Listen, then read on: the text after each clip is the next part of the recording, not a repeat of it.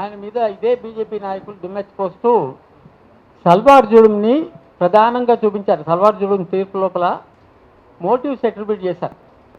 అప్పటికే అసలు సల్వార్ జులుం ఆ తీర్పు జీవించే హక్కును కాలరాయడం కోసం సల్వార్ జులుం అనే సంస్థను ఫామ్ చేసింది గవర్నమెంటే. అది కొనసాగిస్తూ వాళ్ళు గ్రామాల మీద పడి, ట్రైబల్స్ మీద పడి, వాళ్ళు చేసిన అత్యాచారాలు కానీ, వాళ్ళు చేసిన హత్యలు కానీ ఎవరు చేసి ఉండరు. ఇంత చేసినప్పటికీ వాళ్ళని ప్రభుత్వం వెనకేసుకుంటూ వచ్చి అట్లాంటి వ్యవస్థని రద్దు చేసిన తీర్పును విమర్శిస్తున్నారు. ఆ తీర్పును ఒకవేళ దాని కాన్స్టిట్యూషనల్ ఆస్పెక్ట్స్లోనో లేకపోతే లీగల్ ఆస్పెక్ట్స్లోనో విమర్శించుంటే అది వేరుగా ఉండేది. కానీ జడ్జి గారికి మోటివ్ అట్రిబ్యూట్ చేస్తున్నారు. ఇది పార్లమెంట్ తర్వాత ఈ మధ్యకాలంలో కూడా అది ఏ టైంలో అంటే ఆయన ఎలక్షన్లో పోటీ చేస్తున్నప్పుడు, అది వైస్ ప్రెసిడెంట్గా పోటీ చేస్తున్నప్పుడు, వైస్ ప్రెసిడెంట్ పోస్ట్ అనేటువంటిది కాన్స్టిట్యూషనల్ పోస్ట్.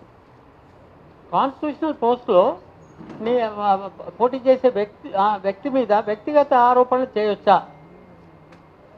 ఇంతవరకు ప్రెసిడెంట్, వైస్ ప్రెసిడెంట్ ఎన్నికల్లో పోటీ చేసే వాళ్ళ మీద ఎవరి మీద రానటువంటి వ్యక్తిగతమైనటువంటి ఆరోపణలు ఈ తీర్పును అడ్డం పెట్టుకునే సుదర్శన్ రెడ్డి గారి మీద తీసుకొచ్చారు. ఇతరత్ర ఆయన మీద వేలెత్తి ప్రశ్నించడానికి స్కోప్ లేనటువంటి పర్సనాలిటీ ఆయన.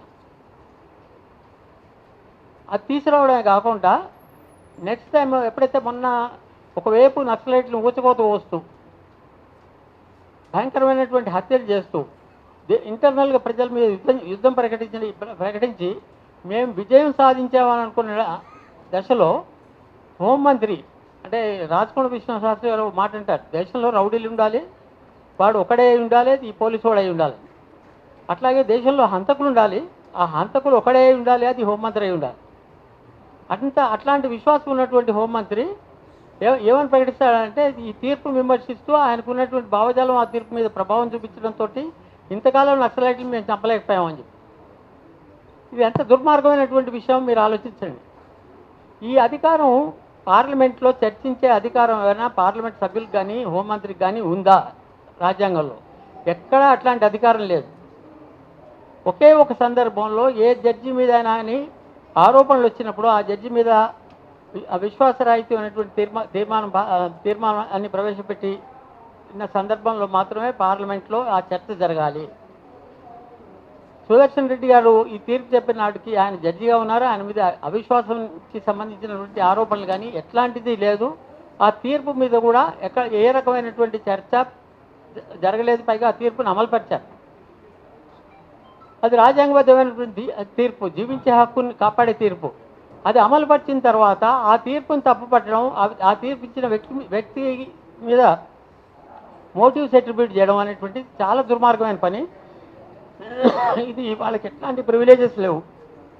కోర్టు దిక్కడి కింద వస్తుందని నేను సీరియస్గా భావిస్తున్నాను. చేత మనం అందరం కలిసి ఈరోజు సమావేశంలో హోంమంత్రి మీద వ్యక్తిగత స్థాయిలో కోర్టు ధిక్కరణకి పాల్పడ్డందుకు గాను సుప్రీంకోర్టు చర్య తీసుకోవాలని చెప్పి సుప్రీంకోర్టు నోటీస్కి ఈ విషయాన్ని తీసుకెళ్ళడం అవసరం అని చెప్పి నేను అంటున్నాను. బహుశా సుప్రీంకోర్టు ఈ విషయాన్ని తన దృష్టికి వచ్చింది అని రాకుండా ఉండే అవకాశం కూడా లేదు. ఎందుకంటే పేపర్లో వచ్చింది, మీడియాలో వచ్చింది. సుప్రీంకోర్టు దృష్టిలో పడ్డప్పటికీ సుప్రీంకోర్టు మా ప్రజలు సైలెంట్గా లేనటువంటి సందర్భంలో సుప్రీంకోర్టు కూడా ఇట్లా సైలెంట్గా ఉండడానికి వీల్లేదు. సుప్రీంకోర్టు దీన్ని సీరియస్గా తీసుకొని ఆ తీర్పు మీద ఎట్లాంటి రివ్యూ కానీ క్యూరేటివ్ పిటిషన్ కానీ లేని సందర్భంలో ఆ తీర్పుని గురించి మోటివ్స్ అట్రిబ్యూట్ చేసి విమర్శించడం అనేటువంటిది కోర్టు ధిక్కరణ కనుక దాని మీద చర్య తీసుకోవాలని మనం అందరం కోరాలని తీర్మానించాలని నా అభిప్రాయం.